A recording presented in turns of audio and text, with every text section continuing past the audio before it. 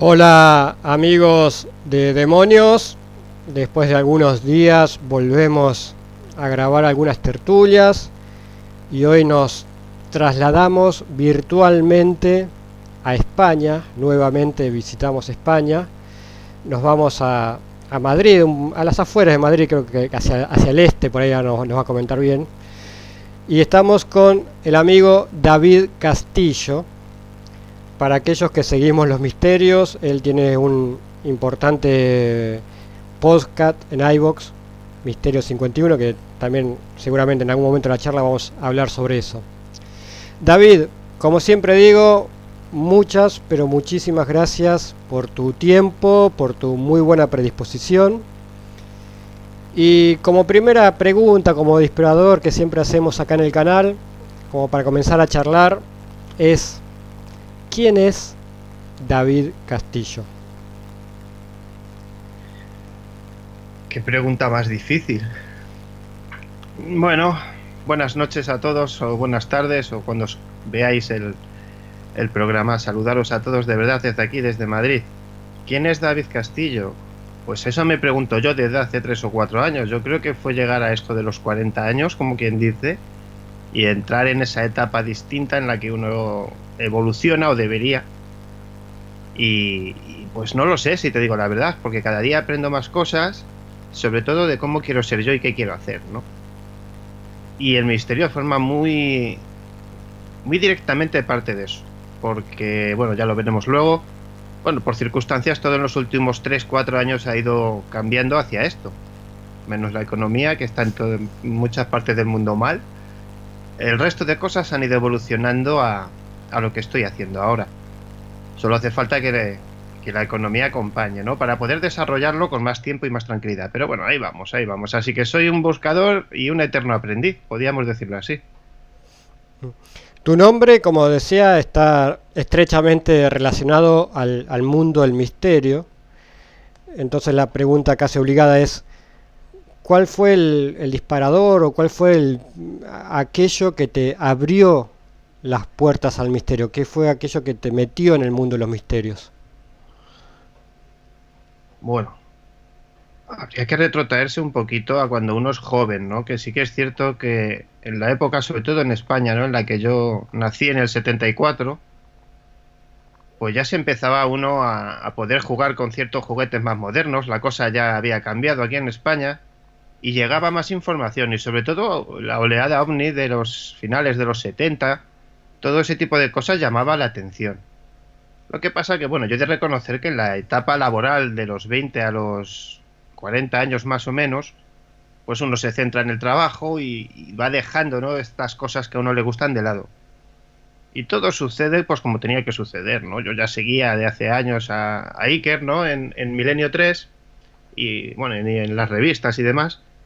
Y escuchando un programa de radio, haciendo un viaje, pues decidí seguir la llamada del caso, porque estaba yo pasando, ¿no?, por el sitio por el que se producía esta información, y ahí empezó todo. Pero bueno, yo creo que quizás, siendo más realista y más justo, habría que decir que el botón que apretaron para determinar ya hacer algo con esto del misterio fue la pérdida de mi mejor amigo o hermano, casi, ¿no?, de sangre, ¿no?, que nos dejó hace, pues eso, 3-4 años. Y bueno, ya sabéis, ¿no?, creo que esto ha pasado a muchas personas, ¿no? Yo creo que son situaciones que a uno le cambian la perspectiva, ¿no? De hecho, yo todavía sigo aprendiendo de ese hecho, y ahora que es una etapa mala, digamos, aquí en España para laboralmente hablando, pues uno se tiene que replantear muchas cosas, ¿no? Y acordarme de este amigo mío. De hecho, su hermano trabaja conmigo. Pues lo tengo muy presente. Y eso te hace evolucionar. Luego ya, bueno, las circunstancias, las cosas, el estar atento a esas famosas señales que decimos y estar ahí al día a día, compartir con vosotros todas estas cosas y conocer más gente te va llevando a querer llegar más lejos y querer saber cada día un poquito más. ¿Y cuál fue ese primer encuentro cara a cara, por llamarlo de alguna forma, con esto que llamamos el misterio, por darle un término genérico? ¿Cuál fue aquel primer hecho que te indicó concretamente y te abrió los ojos para decir, sí, hay otra realidad que está más allá de nuestras narices? Sí. Bueno, yo es que para esto soy un poco extraño. Yo siempre he tenido claro que ciertas cosas estaban ahí, con lo cual, desde bien pequeñito, he sido un poco vago. ¿Qué quiere decir eso? Que cuando yo entendía algo rápido lo hacía fácil. Esto es así. Esto tiene que ser así. Y en esto del misterio igual. Yo siempre he entendido que había ciertas cosas que sí que estaban. Y también tenía claro que lo que veía en el cine no era una realidad subjetiva de lo que podría ser el misterio en realidad. Y todo cambia, pues cambia con Milenio 3. En mi caso es con Milenio 3 porque hay otros programas de la época que seguía también, pero no te identificas igual. Y en este caso me identifico mucho. No sé si es porque somos de la misma quinta o maneras de pensar, con varios colaboradores o con el propio Iker. Coincido en muchas cosas a la manera de hacer o entender la vida, ¿no? Y la forma de hacer esto. Y es lo que os comentaba, esto fue ni más ni menos que volviendo de viaje, escuchando, os lo diré exactamente además para que lo podáis localizar, creo que es de la temporada 10, el programa número 2, es en el río Órbigo, en Zamora, al ladito de Benavente. Y nada, yo venía de viaje, de un viaje muy largo, por cierto, muy cansado, ya estaba de vuelta y aún me quedaban casi 400 kilómetros. Y nada, pues escuchando este programa, fallecieron 49 personas, un accidente de autobús, un vuelco terrible, si no recuerdo mal, es en abril de 1979. Y justo cuando me quiero dar cuenta, cuando uno viaja largo, ¿no? Y los conductores profesionales muchas veces tenemos la tendencia de evadirnos con la mente, ir pensando en tus cosas y parece que has perdido la atención en la carretera, ¿no? Porque estás ahí completamente, pues ya es el trabajo y las horas. Nada, pues salí como de ese trance y vi el cartel del río Órbigo. Ya sabes lo que decimos en estos casos, ¿no? Blanco y en botella. Me fui para allá, pegué volante y me fui para allá y ese mismo día ya pude percibir que no es que diera contacto con el otro lado, ¿no? Porque eso es muy difícil. Pero sí que es cierto que hay cositas que van sucediendo a lo largo de las 16, 17 veces. Bueno, miento, ya van por 22, pero bueno. De todas las veces que he ido a esa zona a grabar, a tomar fotografías, en las primeras, sobre todo en la última que yo ya quería dejar esa investigación, suceden cosas que te empujan a seguir. Esas pequeñas piezas del puzzle que aunque tú no las estés poniendo, algo pasa que se ponen solas, algo sucede que te obliga a seguir.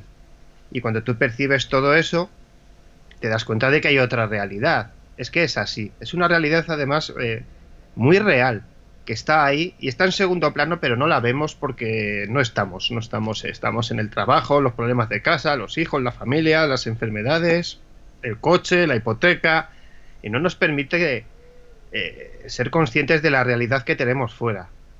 Yo lo digo siempre, que la gente cuando vaya por las calles de sus ciudades, de sus pueblos, hombre, los pueblos son más tranquilitos, ¿no? Y se conoce más la gente, pero sobre todo en las capitales, si os dais cuenta, nadie saluda ya a nadie, vamos mirando al móvil, o a un periódico, o hablando por el teléfono, y ya no se percibe lo que pasa un metro de perímetro alrededor, ¿no?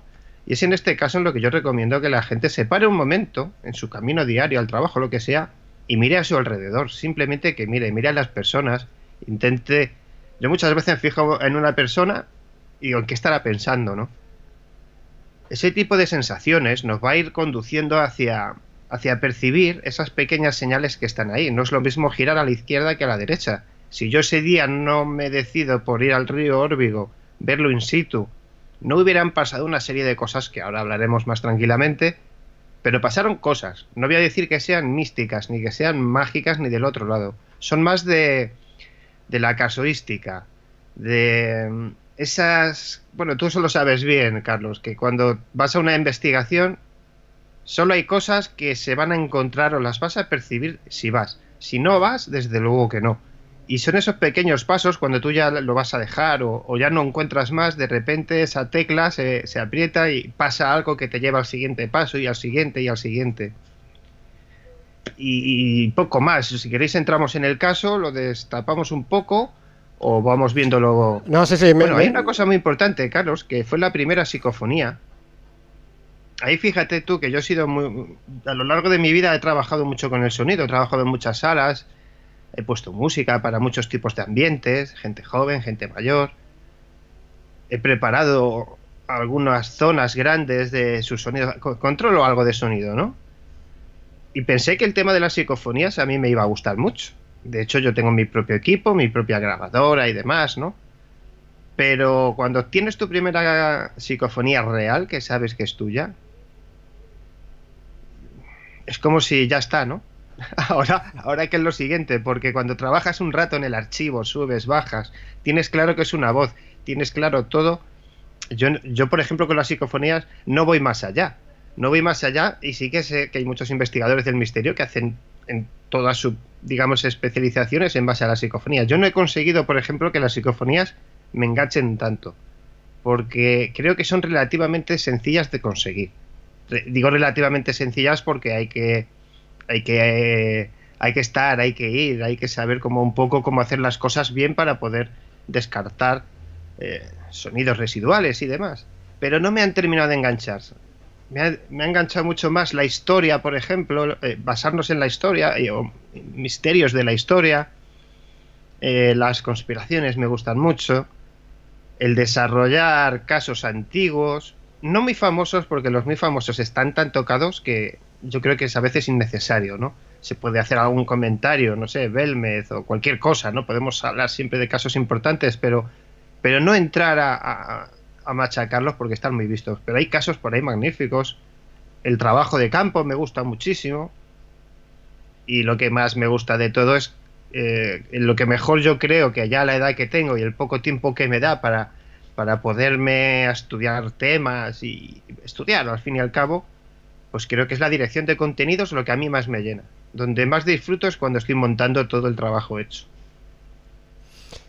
Bueno, ahí al pasar nombraste varios temas que ya te voy a ir preguntando Sí, puntualmente, pero para terminar con esa zona donde giraste, creo que a la izquierda dijiste o a la derecha, no recuerdo, sí. ¿qué tiene de en particular esa zona con respecto al misterio, no? Con respecto al misterio, bueno, si lo pudisteis ver en Iker lo ha sacado en Cuarto Milenio en un par de ocasiones, en Milenio 3, bueno, es un autobús lleno de chavales que pasa por Madrid, creo que es un viaje de fin de curso, si no recuerdo mal, y bueno, pasan por zonas de Madrid y demás, y ya era el retorno a Vigo. Y nada, pues se paran, es un paso intermedio, esta población de Benavente, paran a comer, se suben al autobús, recogen a un militar, un chaval joven también, que va a hacer esa misma distancia y nada, pues 400 metros, no miento. Son 5 kilómetros desde Benavente a Santa Clara de la Polvorosa, que es donde se produce el accidente, donde está el puente del río Órbigo. Inexplicablemente el caso es que el autobús vuelca. Pero claro, puede ser un caso más de un accidente de tráfico, pero se producen hechos que luego no concuerdan, ¿no?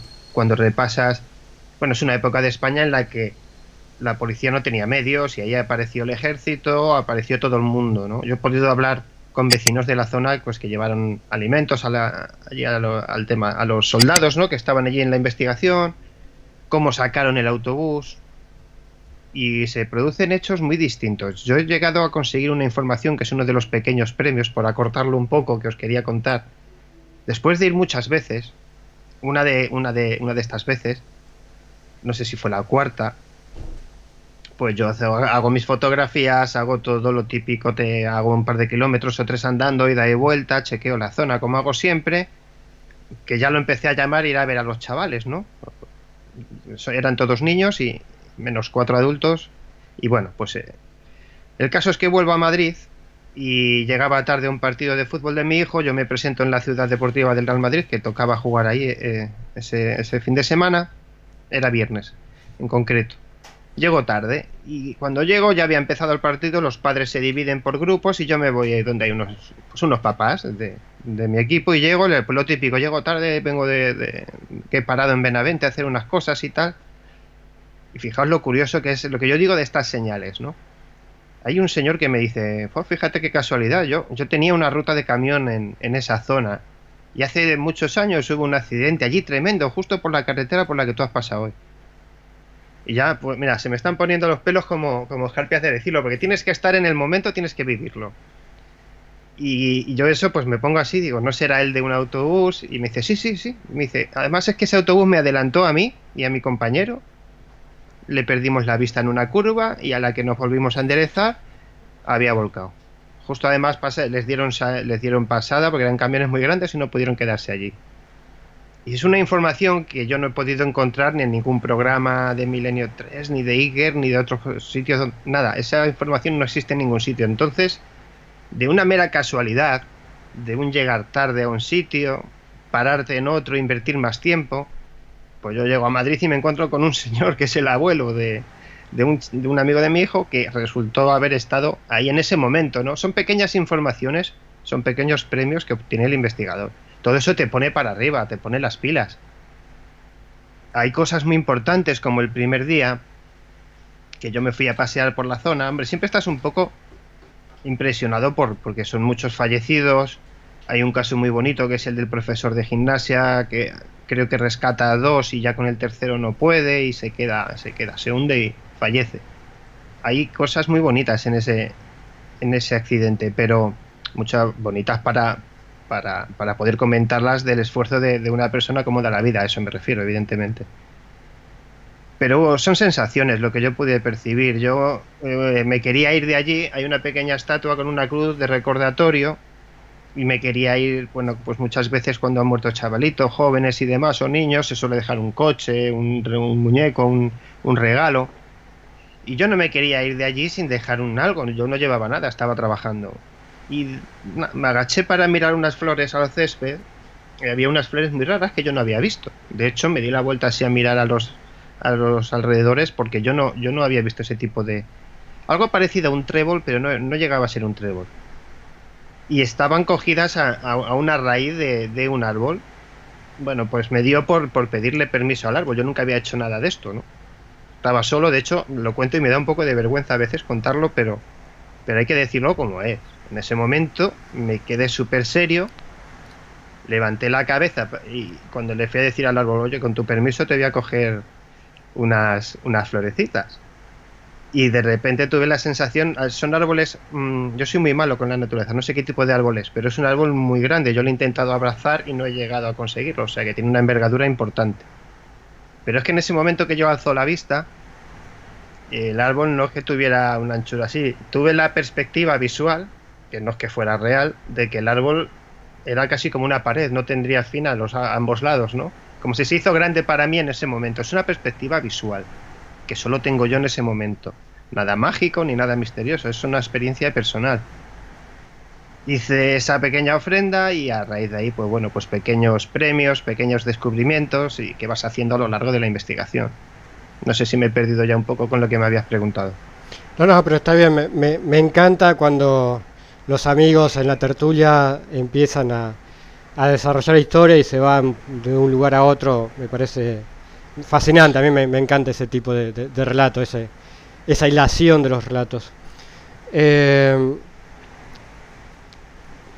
algún otro momento vamos a volver con lo que ocurrió con ese accidente y con lo mucho que hay ahí con respecto al misterio. Te voy a sacar un poco de eso y te voy a preguntar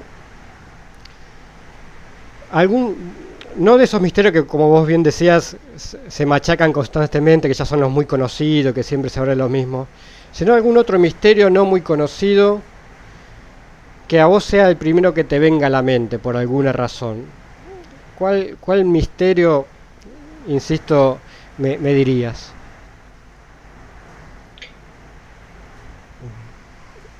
Es que soy muy apolítico. No sé si es por la experiencia. Yo me he pasado muchos años pues colaborando en protección civil, he podido ver morir a gente, accidentes de tráfico, he pasado por situaciones en las que, aunque tenga el misterio delante, soy un poco sieso, ¿no? Por decirlo de alguna manera, no me impacto fácilmente. Pero si tengo que quedarme con alguno, que fue por un error mío de percepción, fue en Ochate. Ochate es un caso muy conocido que yo no he querido trabajar. De hecho, no he comentado apenas nada de Ochate, pero sí que me pasó algo a mí, no en Ochate, Bueno, sí, en Ochate y a la vuelta, ¿no? Muy curioso, para que vea la gente que las cosas no nos las inventamos nosotros ni se las inventan los oyentes o gente que ha estado en los sitios y pone sus experiencias y te las comparte, ¿no? Yo fui a Ochate, fui por accidente, yo fui a hacer mi trabajo a una administración del Estado cerca, no sé si fue a Burgos o un poco más arriba. Y el caso es que, bueno, yo había estado trabajando unas semanas antes con un tema de Belchite. Belchite es otro pueblo de Andalucía que tuvo una serie de catástrofes, digamos, por llamarlo de alguna manera, ¿vale? Y Ochate es otro pueblo que está en el norte de España. Entonces yo iba con la idea de que iba a Belchite. Fijaos qué confusión. Belchite, Ochate, el nombre es muy parecido. Yo, como había estado echando un vistazo a esto de Belchite, pues yo me fui a Ochate, que lo tenía como a 1 hora de camino. Me fui a Ochate, yo sabía dónde estaba. Sabía que estaba en Ochate, pero con la historia en la cabeza de Belchite. No sé si me he explicado bien. Tenía una historia, un concepto en mi cabeza de un lugar en el que no estaba. Entonces yo llegué a Ochate. De hecho, creo que lo compartí, no sé si con algunos compañeros de la señal de Ciencia y Misterios. Desde Ochate yo les envié unas fotografías y un vídeo. Hice unos vídeos, hice unas grabaciones. Ochate es un pueblo... Bueno, está abandonado, evidentemente, pero hubo una serie de plagas y de cosas ahí que lo hacen muy especial, tiene una magia muy especial, pero es un tema muy conocido. El caso es que yo iba en mi historia, que era lo que sucedió en Belchite, que fue un bombardeo, hubo sonidos, grabaciones, hubo cosas que pasaron allí. Y yo iba buscando eso, ¿no? Hago mis grabaciones. Y cuando estoy haciendo ya unas fotografías, yo me encuentro muy inquieto. Yo estaba solo, ojo, estaba solo en la mitad del monte, no había nadie, eran las 3 de la tarde y estaba yo allí. Y me dio por irme, me entraron las prisas, como se suele decir, me voy. Nada más que hacía mirar al vehículo, que lo tenía como a 1 kilómetro de monte. Digo, de esto que no estás a gusto, como si fuera a pasar algo, estás inquieto, arreas rápido, haces tus cosas y te vas. Me hago mis 400 de media de vuelta para Madrid, llego, bueno, conecto las grabaciones para ver si ha habido psicofonía, las fotos, las echas un vistazo, un poco todo lo que has hecho. Y me pongo una información que yo tenía de Ochate, la repaso y me doy cuenta que hay varias personas que cuentan que se habían sentido incómodas en ese lugar. Y yo me di cuenta en ese momento de que no estaba en Belchite, estaba en Ochate. Es una confusión de sucesiones, no de lugares. Claro, yo cuando llegué a Ochate, yo esperaba señales de bombardeo, esperaba cosas, o grabar unos sonidos de disparos, o bueno, cosas que se pueden obtener donde ha habido temas militares. Y sin embargo, yo sufrí en mis carnes las sensaciones de que luego se repiten mucho, las podéis ver en internet, que es encontrarte incómodo y querer marcharte de allí. No por miedo, sino que te quieres ir. No sabría explicarlo. Empiezas a mirar tu vehículo, empiezas a mirar la hora y me tengo que ir. O me quiero ir, o recojo y me voy. Y pude comprobar en internet que es que le había pasado a muchísima más gente. Más ignorante en ese momento de lo que me estaba pasando, yo no lo era, porque yo estaba confundido. Creía que estaba con una historia distinta a la que yo estaba viviendo. Claro, al ver eso en internet dije, si lo hago aposta no me sale. O sea, porque tú puedes ir a un sitio conociendo la casuística de sobra y repetir la misma. El que te quiera que te crea y el que no te crea. Pero es que en este caso yo iba completamente confundido. O sea, sí sabía en el lugar en el que estaba, pero tenía en la cabeza lo del otro pueblo. Porque sí, porque lo había trabajado hace días y ya está. Pero para que veáis que las cosas pasan, las cosas suceden. También es importante ir a los sitios no demasiado metido en el papel. Yo procuro no buscar mucha información de los sitios a los que voy a estar y prefiero que lo que tenga que suceder suceda porque esté allí yo, no porque haya leído, estudiado o escuchado X casos, porque siempre puedes ir un poco predispuesto y cuando uno va predispuesto ya sabemos que el condicionamiento puede ser importante para este tipo de cosas. Ese fue la verdad que muy impactante cuando si me veis la cara en el ordenador cuando empiezo a leer todo esto, digo, pues es justo lo que me ha pasado a mí en Ochate. Las cosas pasan porque pasan. No lo sabemos. Hoy mencionaste al pasar otro tema que en lo personal me fascina, que son las conspiraciones. Sí. También es un tema que daría para hablar mucho porque hay conspiración es lo que sobra, digamos, en este mundo, digamos. En todo siempre uno encuentra conspiraciones. Ahora, si yo te pido que me menciones, como hicimos recién, una conspiración, la primera que se te venga a la mente por alguna razón, ¿cuál me diría? Me quedo, hombre, la más importante, podríamos decir, para la historia o que destapa una manera muy importante de vivir de un país y de unas gentes es la de JFK, pero yo me quedo con el Vaticano. Me parece mucho más antiguo, me parece mucho más pervertido, mucho más conspiranoico en todas sus etapas, desde que eran perseguidos como meros cristianos y ni eso, hasta lo que son ahora. Me parece que todo es una gran mentira política, de conspiraciones, de muertes, de asesinatos y de mucha violencia a lo largo de, pues prácticamente 2000 años. El Vaticano también daría pie a una charla. Es que el Vaticano es tremendo. El Vaticano tiene para lo que quieras. ¿Has estado tú en el Vaticano? Estuve una vez. Y lo que pasa es que es un problema, porque cuando vas con tanta gente no puedes hacer nada realmente. No he podido ir con un equipo que sea invitado a ver algo en concreto. He ido de turista. Y cuando vas de turista hay tanta gente y tanto ruido que por mucho que te quieras separar a buscar algo, yo lo intenté en la Capilla Sixtina y en cuanto te separas un poco ya destacas, con lo cual ya te están mirando mal los de seguridad o alguien. Entonces tienes que ir con algún permiso. Pero sí he estado. Y es magia, es energía. Pero de todos los tipos. No creo que esa energía que haya en el Vaticano sea muy positiva. No estoy de acuerdo con la gente que se va allí a beatificar o son santos. Yo creo que hay una energía, hay un equilibrio importante del bien y el mal en esa zona. Creo que es una pelea constante. Yo creo que es un reflejo de la sociedad lo que está viviendo ahora mismo la Iglesia Católica. Y en el Vaticano eso se percibe, porque hay mucha gente que daría la vida, ¿no? por el Papa. Yo no lo entiendo, pero es así.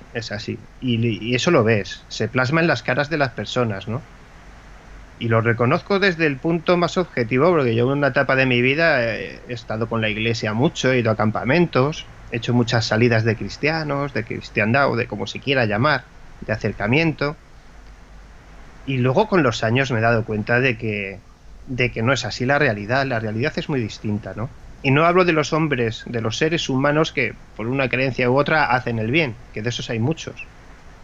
Es que el problema es que yo no creo que esta iglesia de hoy tenga prácticamente nada bueno, salvo buenas personas dentro de un grupo muy grande de muchas malas personas. Eso es lo que creo a día de hoy, y cuanto más sé y más investigo es aún peor.